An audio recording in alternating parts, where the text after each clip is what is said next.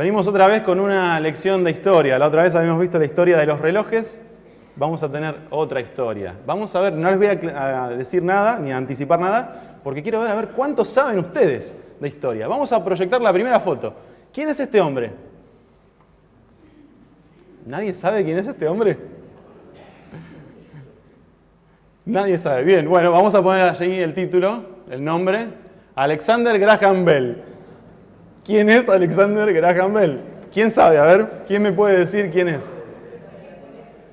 El inventor del teléfono, me dicen acá. ¿Sí? ¿Qué más? El inventor del teléfono. Bueno, están la mayoría de acuerdo en que es el inventor del teléfono. Y ahora les voy a poner otra foto. ¿Quién es este hombre? Antonio Meucci. Acá ya les di una pista, ya les di el nombre y el apellido. Deberían saber quién es. ¿No saben quién es? Me imaginé, yo tampoco sabía quién era este hombre. Es un científico italiano que es el verdadero inventor del teléfono. ¿Sí?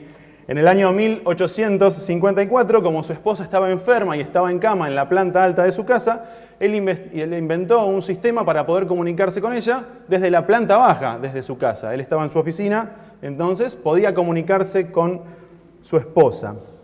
Y como era muy pobre y no tenía dinero, no pudo patentar su invento para siempre.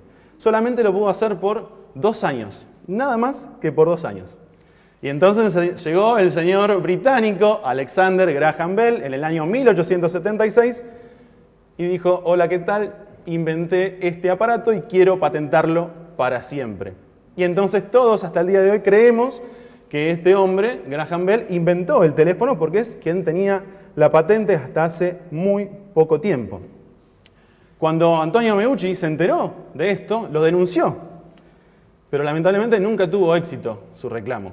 Y su reclamo finalizó en el año 1889. ¿Por qué? Porque Meucci falleció en ese año. No pudo seguir, obviamente, reclamando más. Y por muchos años, todos nosotros y toda la humanidad creyó que Alexander Graham Bell había inventado el teléfono. Incluso hasta el día de hoy algunos de nosotros creíamos esto. Pero no es así.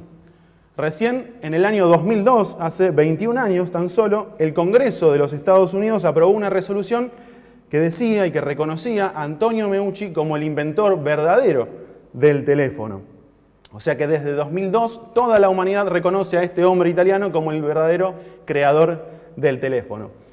Evidentemente mucha prensa no ha tenido porque la verdad que yo no lo conocía y creo que la mayoría de ustedes tampoco lo conocían. Bueno, hoy nos enteramos un dato distinto. El teléfono, este aparatito hermoso y maravilloso, fue evolucionando a lo largo de los años. ¿Quiénes tienen más de 60 años acá? Levanten su mano. Ustedes usaban otro tipo de teléfono, que hacían así con el dedito, ¿no? Para poder marcar. Sí, yo también lo usé, ¿sí? Así que también uno de botoncitos y demás. El teléfono fue cambiando, fue evolucionando.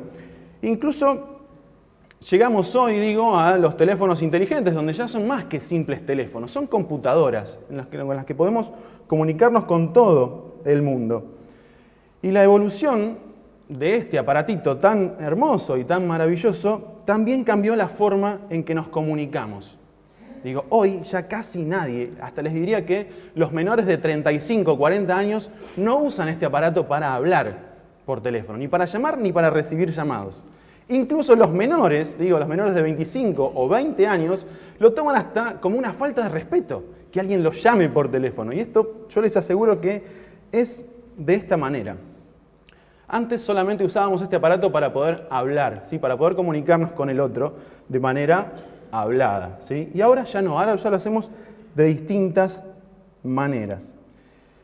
Y hoy digamos que a una persona joven prefiere, cuando lo llaman por teléfono, no atender el teléfono y después le manda un mensajito por WhatsApp y le dicen: mandame un audio o mandame un texto o un WhatsApp, pero no me llames por teléfono, no te metas en mi intimidad. Y esto pasa muchísimo. Los jóvenes ya casi que el teléfono lo usamos para hablar con nuestros abuelos, nada más. Cuando nuestros abuelos no estén más, no lo vamos a usar más para llamar, seguramente. Y hoy vamos a hablar acerca de la historia de un llamado. Y de un llamado que se convirtió en el principio de la liberación de todo un pueblo. Vamos a ponernos de pie para leer en la palabra de Dios.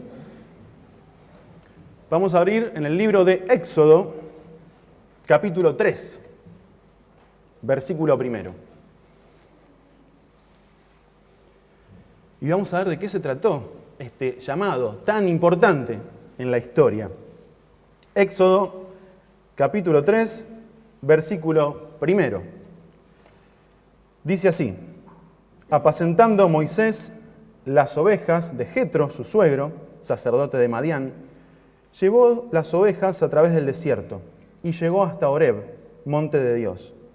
Y se le apareció el ángel de Jehová en una llama de fuego en medio de una zarza. Y él miró y vio que la zarza ardía en fuego y la zarza no se consumía. Entonces Moisés dijo: iré yo ahora y veré esta grande visión. ¿Por qué causa la zarza no se quema? Viendo Jehová que él iba a ver, lo llamó Dios del medio de la zarza y dijo: Moisés, Moisés. Y él respondió: heme aquí. Y dijo: no te acerques, quita tu calzado de tus pies, porque el lugar en que tú estás, tierra santa es. Y dijo: yo soy el Dios de tu padre, Dios de Abraham, Dios de Isaac y Dios de Jacob. Entonces Moisés cubrió su rostro porque tuvo miedo de mirar a Dios.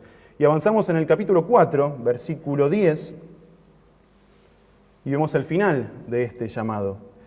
Dice: entonces dijo Moisés a Jehová: ay, Señor, nunca he sido hombre de fácil palabra, ni antes ni desde que tú habías y hablas con tu siervo, porque soy tardo en el habla y torpe de lengua. Y Jehová le respondió: ¿quién dio la boca al hombre? ¿O quién hizo al mudo y al sordo, al que ve y al ciego? ¿No soy yo Jehová? Ahora pues, ve, y yo estaré con tu boca, y te enseñaré lo que hayas de hablar. Y él dijo: ay, Señor, envíate ruego por medio del que debes enviar. Entonces Jehová se enojó contra Moisés y dijo: ¿no conozco yo a tu hermano Aarón levita, y que él habla bien? Y he aquí que él saldrá a recibirte, y al verte se alegrará en su corazón. Tú hablarás a él, y pondrás en su boca las palabras, y yo estaré con tu boca y con la suya, y os enseñaré lo que hayáis de hacer. Y él hablará por ti al pueblo, y él te será a ti en lugar de boca, y tú serás para él en lugar de Dios. Y tomarás en tu mano esta vara, con la cual harás señales. Hasta aquí nada más en la palabra de Dios. Podemos tomar asiento. El domingo pasado, Facundo nos explicó cómo Moisés había guiado al pueblo para salir de Egipto, para cruzar el Mar Rojo. Y esta mañana vamos a retroceder un poco en la historia, vamos a ver cómo comenzó todo esto. Moisés había vivido 40 años en Egipto. Él había sido adoptado, recuerdan ustedes, por la hija del faraón, o sea que era un personaje bicultural. Conocía a la perfección tanto la cultura egipcia como la cultura hebrea. Y él, por defender a un israelita, a un hermano suyo, mató a un egipcio y huyó lejos, a la región de Madián. Ahí lo tenemos en el mapa. Él estaba en Egipto y tuvo que cruzar toda la península del Sinaí para llegar hasta la región de Madián, porque el faraón quería matarlo y porque sus mismos hermanos israelitas también lo habían despreciado, porque él había generado muchísimos problemas con este asesinato que él había perpetrado.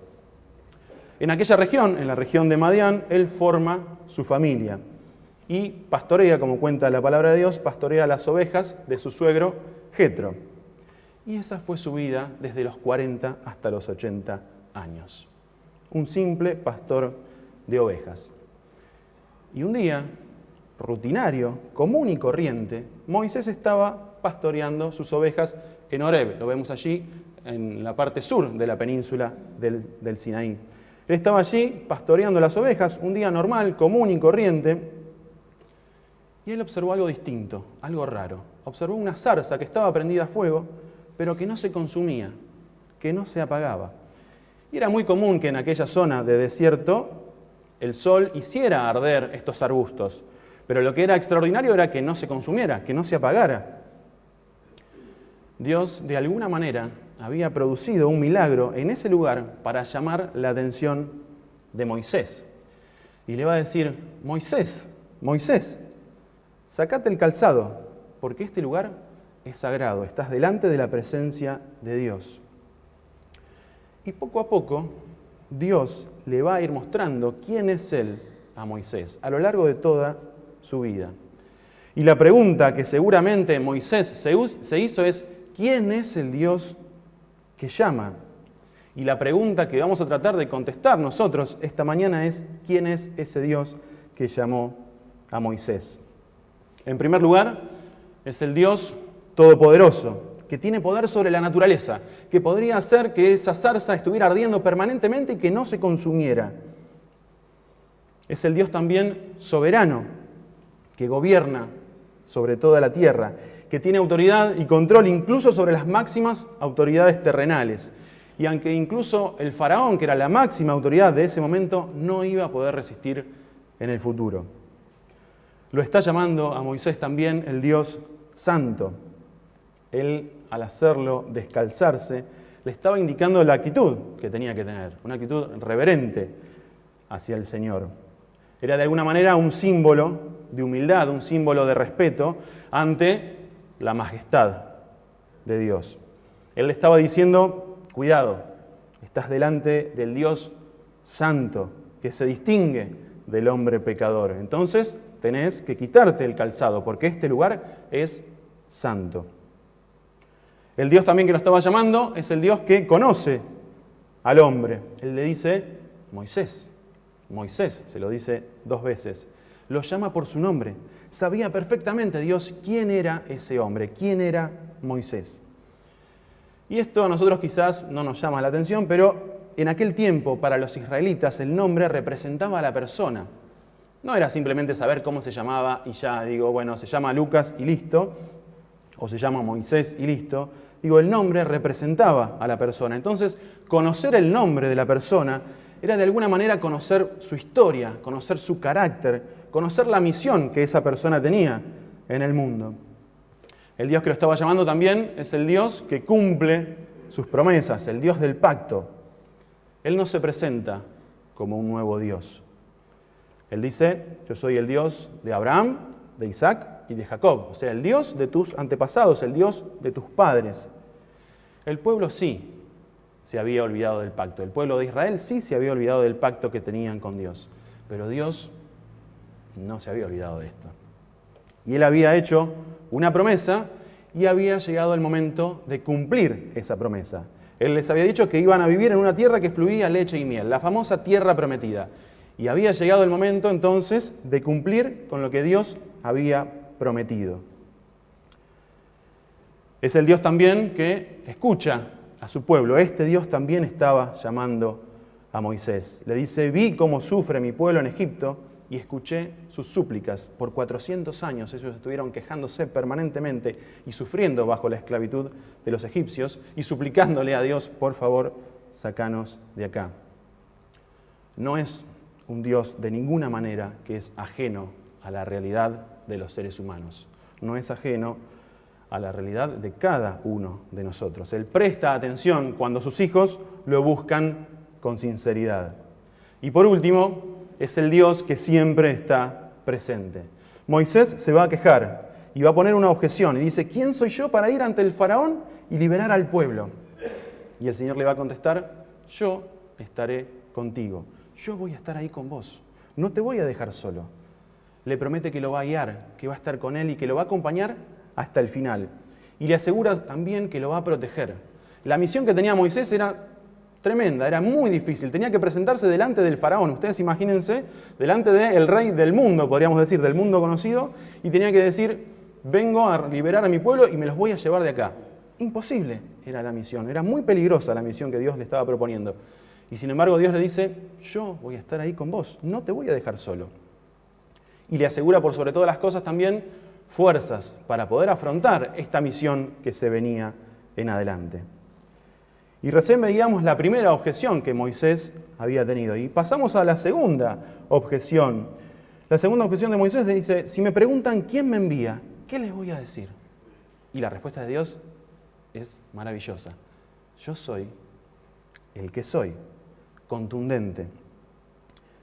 Dios es el ser absoluto, que vive en el pasado y que vive en el futuro. Él dice, yo soy el mismo ayer, hoy y mañana, soy inmutable, o sea, no cambio, soy siempre el mismo y estoy siempre presente.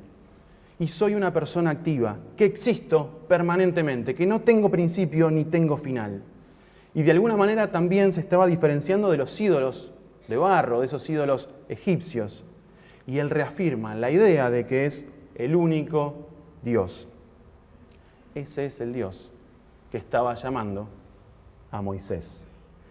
El Dios que ama a su pueblo hasta el final y que no es indiferente ante su sufrimiento. Aunque muchas veces ellos habrán pensado que Dios no estaba presente, que Dios no los escuchaba, Dios no era indiferente al sufrimiento del pueblo. Y hasta ese momento Moisés creía seguramente que conocía a Dios. Pero ahora había tenido un encuentro personal con Dios. Ahora la cosa había cambiado. Había tenido un encuentro cara a cara con Dios. Él podría decir, quizá como Job, de oídas te había oído, pero ahora mis ojos te ven. Ahora estoy delante de tu presencia. Y cuando Dios llega a la vida de una persona, cuando Dios llegó a la vida de Moisés, nada queda igual. A partir de ese momento, la vida de Moisés iba a dar otro vuelco. Él pasaba de ser un simple pastor de ovejas, sencillo, a ser quien guíe al pueblo en la liberación del imperio más grande de ese momento, del imperio egipcio. Y ese mismo Dios que fue, ese mismo Dios que es y ese mismo Dios que será, nos llamó a nosotros también. O quizá no nos llamó todavía y nos está llamando en este momento. Es el mismo Dios que llama a Moisés. Y tenemos, hermanos, entonces que llegar a conocer a Dios, a conocer cómo es Dios. Esa debe ser nuestra búsqueda. Porque cuando el Señor entra en nuestra vida, somos transformados, somos hechas personas nuevas. Todo es hecho nuevo en nuestra vida. Y el segundo punto que quería destacar es que cuando Dios llama, tenemos que ir. No podemos decir que no. Al momento de ser llamado, Moisés estaba trabajando muy activamente. Como decíamos recién, él cuidaba las ovejas de su suegro, él era pastor de ovejas. Y aquí tenemos que entender que Dios nunca llama a personas ociosas, siempre llama a personas que estén activas. No llama a hombres que estén ociosos y que tengan ratos libres para que entonces cubran esos ratos libres para servirlo. Sino que cuando Dios llama, hay cosas que vamos a tener que dejar de lado. Hay cosas que vamos a tener que dejar atrás. La vida pastoril demandaba mucha paciencia, mucho esfuerzo. Yo ni siquiera me puedo imaginar lo que sería guiar a las ovejas, que son animales que se pierden con mucha facilidad. Y demandaba seguramente mucha paciencia para poder llevarlas y traerlas para todos lados. Entonces, no solamente demandaba paciencia, sino también mucho esfuerzo, también esfuerzo físico, porque tenían que estar en constante movimiento, en constante caminata. Y también tenía una particularidad la vida pastoril, era un trabajo solitario, ¿sí? Que le servía a las personas para poder reflexionar. Tenían mucho tiempo para poder pensar introspectivamente en su vida espiritual. Y Dios, sin que Moisés quizá lo supiera, había trabajado en Moisés durante 40 años. Desde los 40 hasta los 80 en esa vida pastoril, Dios había moldeado el carácter de Moisés. Moisés era un hombre impulsivo, que había llegado incluso a matar a un hombre para defender a sus hermanos. Y ahora era una persona completamente diferente. 40 años después, Dios había trabajado fuertemente en su carácter. Y había llegado el momento entonces del llamado. Y Dios va a decir, Moisés, escuché el clamor de mi pueblo y quiero que vayas ante Faraón para sacarlos de Egipto. Y yo me imagino, cuando Dios le plantea esto a Moisés, la carga que debe haber sentido aquel hombre. Y las próximas respuestas que Moisés va a dar van todas en la misma dirección. Yo no, Señor. Por favor, yo no. Y empiezan todas las objeciones que vamos a ver aquí. ¿Quién soy yo para hacer esto? La segunda, el pueblo no me va a creer que me enviaste para salvarlos. Y la tercera, tengo dificultades para hablar. No puedo hablar delante de Faraón, no puedo hablar delante del pueblo, tengo dificultades. Por favor, Señor, yo no, yo esto no lo puedo hacer. Y lo maravilloso es que ante las excusas que Moisés va proponiendo y las objeciones que él va proponiendo, Dios siempre le da una respuesta concreta y una respuesta lógica a esas preguntas y a esas objeciones que Moisés le hace. Y entonces Moisés en un momento se siente acorralado por el Señor. Y entonces directamente va a decir, por favor, Señor, manda a otro. Yo no. Puso todas las excusas que podía poner. Y cuando se le terminaron los argumentos, dice, no, Señor, yo no. Manda a otro, envía a otro. Yo no lo puedo hacer esto, no quiero hacer esto tampoco. Y creo que muchos podemos sentirnos identificados con Moisés en esta mañana. Fuimos llamados y Dios nos dio una determinada tarea, una determinada misión en la vida. Y muchas veces nos sentimos inseguros de nosotros mismos. No estoy preparado para servirte, Señor. No estoy preparado, soy débil. Vos sabés que tengo muchos defectos. Soy totalmente débil para llevar adelante lo que me estás proponiendo en este momento. Con todos los defectos que vos conocés, Señor, sabés que yo no puedo servirte. Digo, y esto es algo que nos puede pasar a nosotros permanentemente en nuestra vida. Y en realidad, para servir al Señor, no tengo que tener muchos talentos para ofrecerle. Lo que tengo que tener es la humildad para dejarme utilizar por Él. Tener la capacidad de entender que lo importante es lo que Dios puede hacer, no lo que yo soy capaz de hacer. A Dios no le importa lo que yo soy capaz de hacer, sino lo que Él es capaz de hacer con nosotros. Y que seamos humildes para entonces recibir y aceptar su voluntad. Si nos ponemos entonces bajo su voluntad, el poder y la guía de Dios van a estar con nosotros siempre. Esa es una promesa que le hizo a Moisés y que también nos la hace a nosotros. Que si nosotros nos ponemos bajo su voluntad, Él va a estar con nosotros siempre. Y quien reconoce definitivamente su debilidad delante de Dios es más apto para servir que aquel que se cree autosuficiente. ¿Conocen personas que se creen autosuficientes? Todos conocemos personas así, ¿no? Bueno, quien reconoce entonces su debilidad delante de Dios es mucho más apto que quien se cree autosuficiente. Como alguna vez dijo un maestro de la Biblia, Oswald Chambers, el secreto de andar con Jesús es tener la certeza de que yo no sé, pero Él sí sabe. Parafraseando esta famosa frase, dice, solo sé que no sé nada. Bueno, solo sé que no sé nada, pero que Jesús sí sabe. Él sabe lo que hace. Él sabe por qué lo hace y en el tiempo en que lo hace. Nosotros solamente tenemos que entregarnos a su voluntad. Y también puede pasarnos como a Moisés, que estamos cómodos en nuestra vida rutinaria. ¿A quién no le gusta vivir en la rutina, tranquilos, cómodos? Tengo mi trabajo, tengo mi familia y estoy muy tranquilo y ando en mi vida rutinaria. Todos los días me levanto a la misma hora, todos los días me acuesto a la misma hora y paso tranquilo mi vida. Y entonces le pedimos al Señor, no, Señor, manda a otro a servir. Yo no puedo, yo quiero mantener esta rutina, quiero seguir con mi tranquilidad, quiero tener disponibilidad completa para poder trabajar, para poder generar el dinero suficiente para poder alimentarme y para poder vivir de los placeres terrenales. Quiero tener disponibilidad completa también para poder dedicar tiempo para mí. Necesito tiempo para mí, Señor. Entonces, si tengo que servirte, voy a perder ese tiempo que yo tenía dedicado para mí. Y no, Señor, la verdad que si me llamás para servirte, voy a tener que sacarle tiempo a mi trabajo, voy a tener que sacarle ese tiempo que yo tenía dedicado para mí para poder dedicarlo al servicio. Y ¿cuántas veces también nos pasa esto?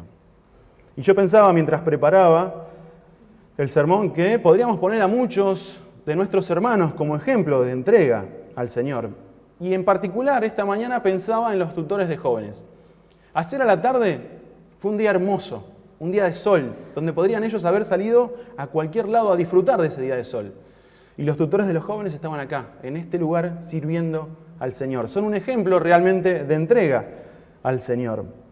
Y pensaba también en los hermanos que están sirviendo en el área de alabanza, en el área de técnica, en los sugieres, que domingo a domingo vienen temprano, 8:30 de la mañana, 9 de la mañana, no importa si llueve, si hace frío, ellos están acá, en este lugar, dispuestos a servir al Señor. Y que muchas veces no los vemos pero que son tan importantes y son un ejemplo tan importante de entrega al Señor. Y el Señor Jesús dijo, si alguno quiere ser discípulo mío, olvídese de sí mismo, cargue con su cruz y sígame. Porque el que quiera salvar su vida, la perderá, pero el que pierda la vida por causa mía, la encontrará. Hermanos, cuando el Señor llama, tenemos que ir. Tenemos que contestar afirmativamente. Tenemos que dejar cosas atrás. Tenemos que dejar cosas a un lado, entendiendo que la misión que nos encomendó es trascendente. Es lo realmente importante de la vida, la misión que Él nos ha encomendado. Y en los evangelios están relatadas las historias del llamado de Jesús a sus discípulos. Y todas terminan de la misma manera. Y dejándolo todo, le siguieron. Y es una frase muy cortita, que en general la pasamos de largo. Y leemos que Jesús les dijo, sígueme, y ellos dejándolo todo le siguieron, y seguimos con la historia y nos preocupamos más por cómo sigue la historia. Y no nos detenemos en esta frase, y dejándolo todo, le siguieron. Implica una entrega total al Señor. Dejaron todo, dejaron su familia, sus trabajos y demás, para poder servir al Señor 100%.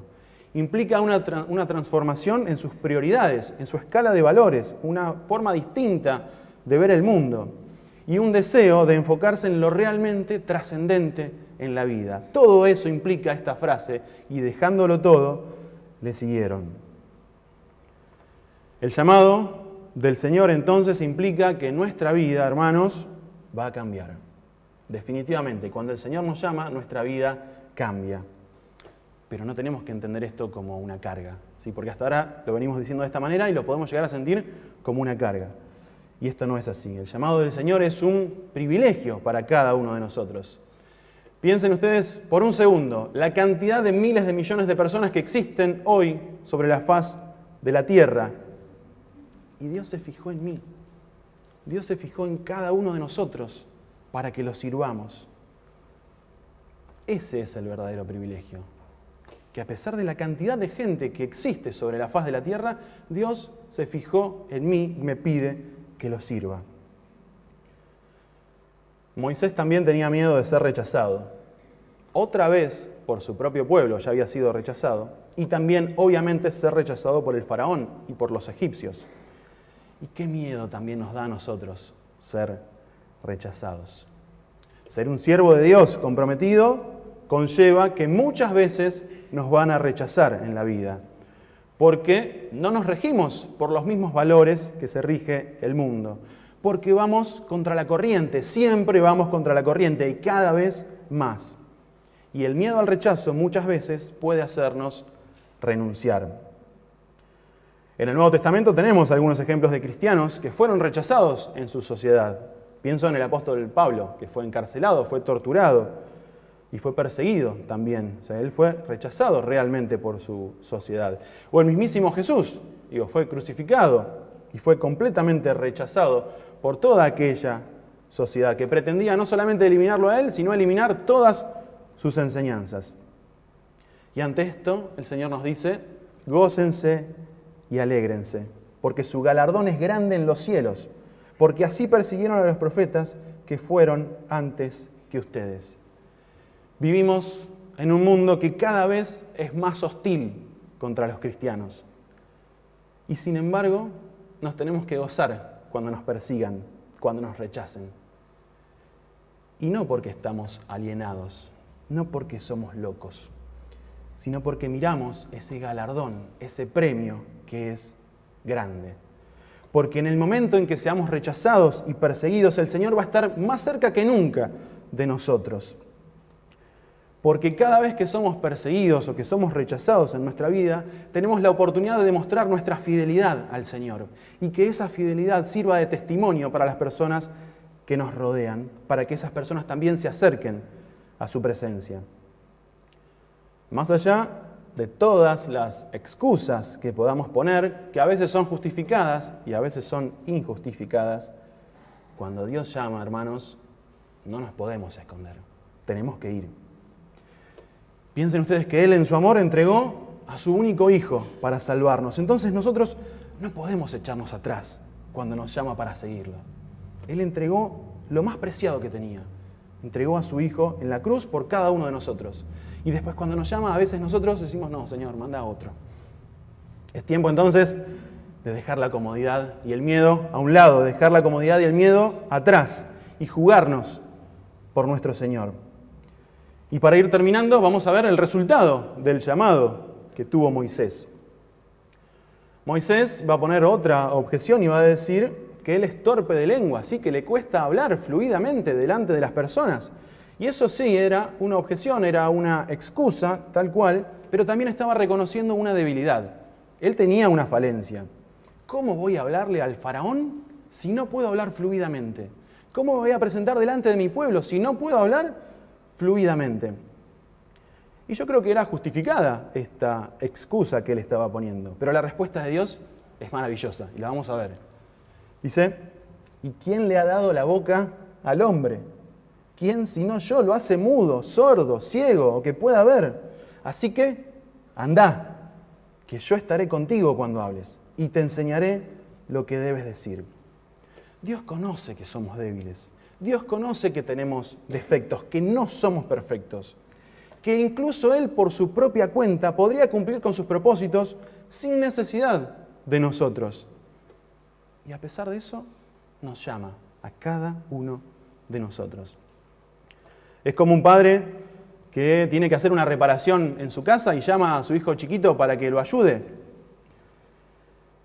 Ese padre, si lo hiciera solo, esa reparación seguramente terminaría más rápido, lo haría de manera más prolija. Sin embargo, ese padre elige tardar un poco más, hacerlo un poco más desprolijo para llevarle una enseñanza a su hijo. Y el Señor nos conoce a la perfección. Y Él sabe lo que Él puede hacer a través de nosotros. Sabe que Él tiene el poder para que nosotros llevemos bendición a las personas que nos rodean. Pero que Él tiene el poder, no nosotros. Nos dice como al apóstol Pablo, mi poder se perfecciona en la debilidad. Su poder se hace más evidente en nuestra debilidad. Se muestra más, se ve más el poder de Dios en nuestra debilidad y en nuestros defectos. Y el final de esta conversación entre Dios y Moisés, en la versión Dios habla hoy, me encanta. Yo la leí en la versión 60, en distintas versiones para poder preparar el mensaje de hoy. Y creo que la mejor versión es la Dios habla hoy en este caso. Dios le va a decir, llévate este bastón porque con él harás cosas asombrosas. El Señor nos convoca a hacer cosas asombrosas, a compartir a la persona que tiene el poder de transformar vidas, a llevar paz, esperanza en un mundo violento, en un mundo desesperanzado. Dios es un Dios grande, que tiene planes grandes para nosotros. Y nosotros a veces lo reducimos a nuestra comodidad. No reduzcamos al Señor a nuestra comodidad. Dejemos que trabaje a lo grande en nosotros. Un pastor estadounidense, ya para ir finalizando, llamado Dwight Moody, dijo sobre Moisés: durante los primeros 40 años de vida, Moisés pensó que era una persona importante. Era casi el príncipe de Egipto, él se creía importantísimo. Claramente, cualquiera de nosotros en esa posición nos sentiríamos muy importantes en la sociedad. Pero sigue avanzando Moody y dice, durante los siguientes 40 años de vida, aprendió que en realidad no era nadie. Un simple pastor de ovejas. Dios moldeó su carácter y durante los próximos 40 años él fue un simple pastor de ovejas. Uno más del montón. Un nadie. Y finaliza este pastor diciendo, durante los últimos 40 años de vida, vio lo que Dios puede hacer con un nadie. Y a esto nos aferramos. Nosotros somos nadie, somos nada, pero Dios puede hacer cosas maravillosas con cada uno de nosotros. El resultado del llamado a Moisés fue la liberación de Israel de la esclavitud de Egipto y fue el principio de la conquista de la tierra prometida, de algo que Facundo nos habló el domingo pasado. Y el resultado que el Señor nos hizo a nosotros depende de lo que permitamos que Él haga en nuestro corazón y que Él haga en nuestra vida. Hermanos, Dios tiene una misión para cada uno de nosotros y nos llama. nos llama a cada uno de nosotros.